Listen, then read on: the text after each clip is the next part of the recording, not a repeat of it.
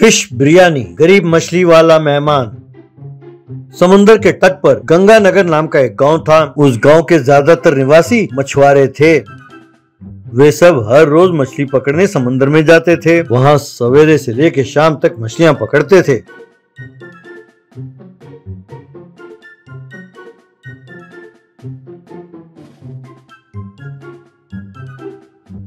शाम को वो बाजार लेके जाते और वहां पर मछली बेचने वालों को ये मछलियां बेचते। उन्हीं मछुआरों में से एक था बिम्बा नायक, जो कि गरीब था। वो भी हर रोज सवेरे जाकर मछलियां पकड़ कर लाता था। उसकी पत्नी जो खाना बांध कर देती थी, दोपहर को वो वहीं खाता था। फिर थोड़ी देर आराम करके फिर मछलियां पकड़ना शुरू करता।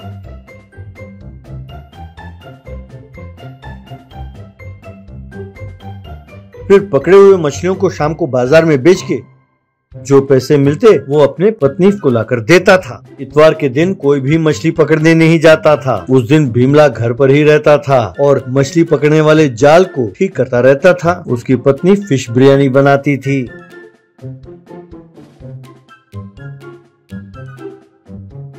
दोपहर को दोनों मिलकर फिश बिरयानी खाते थे और शाम को दोनों फिल्म देखने जाते। भीमला और उसकी पत्नी जितना था उसी में खुश थे। दोपहर को जब वो खाने के लिए बैठते, अगर कोई गरीब भीख मांगता हुआ आता तो वो पूरा बिरयानी उसे खिलाते और खुद पानी पीकर सो जाते। जब वो फिल्म देखने जाते, अगर कोई भिखारी उनसे पैसे मांगता, वो उसे पैसे देकर बिना फिल्म देखे घर लौट जाते। उनका दिल इतना बड़ा था। एक इतवार को भीमला अपने घर के बाहर जाल को ठीक कर रहा था और उसकी पत्नी घर के अंदर बिरयानी बना रही थी। तभी दो गाड़ियां आकर उनके घर के बाहर रुकी। उन गाड़ियों में से बहुत सारे लोग उतरे। देखने से ही लगता था कि कोई धनवान का परिवार है। एक युवक जिसने सूट बूट पहन रखा था, वो गाड़ी से उतरा और भीमला के पास आया और कहने लगा, क्या आप ही भीमला नायक हो? भीमला उस व्यक्ति को पहचान नहीं पाया और उसने कहा, हाँ मैं ही भीमला नायक हूँ, पर आप कौन हो? तब वो व्यक्ति, अरे यार मैं हूँ अशोक नायक, तुम्हारा दूर का रिश्तेदार। बचपन में दोनों एक ही स्कूल में पढ़ते थे, भूल गए? ये मेरे माँ बाप हैं और ये मेरी पत्नी और वो मेरे बच्चे हैं। यार क्या बात है, घर के अंदर से फिश बिरयानी की खुशबू आ रही है। क्या बात है यार, घर आए मेहमानों को यूं बाहर खड़ा रखोगे या अंदर भी बुलाओगे? तब भीमला अपने मन में, ये कौन है, मैं पहचान नहीं पा रहा। पर अगर मैंने कहा कि मैं पहचान नहीं पा रहा तो वो दुखी हो जाएगा और ऊपर से ठीक दोपहर के भोजन के टाइम आया है, अब इसे वापस भेजूं ये बात अच्छी नहीं है। यूं सोचकर, अरे अशोक तुम यार बहुत दिन हो गए मिले, आइए आइए, बाहर क्यों खड़े हैं, अंदर आइए।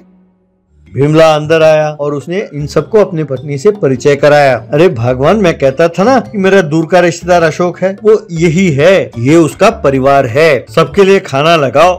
तब पत्नी ने उसे अलग बुलाया और कहा, अजी सुनो तो सही, मैंने सिर्फ हम दोनों के लिए ही बिरयानी बनाई है, अब हम क्या करें? तब भीमला, अरे तुम चिंता ना करो, मैं बंदोबस्त करता हूँ, कहकर वो अपने दोस्त के पास गया। उसे परिस्थिति समझाकर कुछ मछलियाँ लेकर आया और अपने पत्नी को दिया। उसने फटाफट फिश बिरयानी बनाई।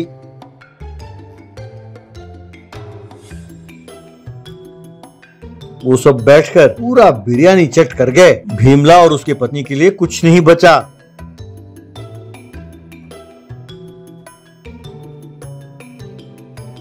अशोक, अरे वाह यार, क्या स्वाद है ये बिरयानी। अरे ऐसी बिरयानी मैंने जिंदगी में कभी खाया ही नहीं यार। सबने उस बिरयानी की प्रशंसा की। हमेशा की तरह भीमला और उसकी पत्नी ने पानी पिया और अपनी भूख मिटाई। यूं वे वहां 4 दिन रहे और चारों दिन फिश बिरयानी खाते रहे।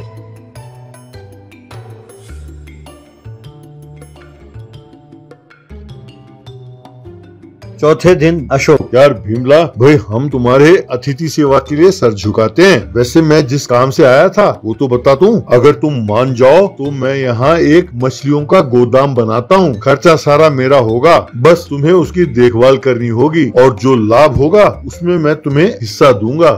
मानो महीने का 5 लाख रुपए तो मिल ही जाएंगे तुम्हें। कुछ दिन पहले फोन पर तुम्हें सब कुछ बताया तो था। तब भीमला, अशोक जी आप गलत समझ रहे हैं। आप जिस भीमला नायक के बारे में बात कर रहे रहे हैं वो मैं नहीं हूँ, माफ कीजिए। तब अशोक हैरान होकर, तुम भीमला नायक नहीं हो? तो गलती कहाँ हो गई? यूँ सोच ही रहा था कि तभी भीमला, अशोक जी लगता है आप भीमा नायक के लिए आए थे, मैं उसे जानता हूँ, जरा ठहरिए मैं उसे बुलाकर लाता हूँ। यूँ कहकर वो जाकर भीमा नायक को बुलाकर ले आया।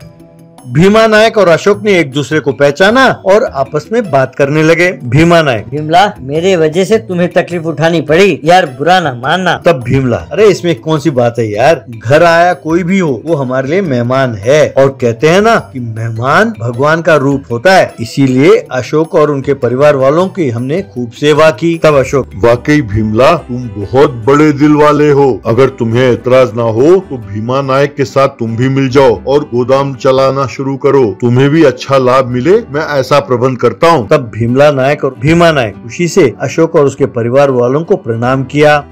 इस तरह भीमा नायक और भीमला नायक ने मिलकर वहाँ गोदाम लगाया और मछलियों को एक्सपोर्ट करते हुए अच्छे पैसे कमाने लगे।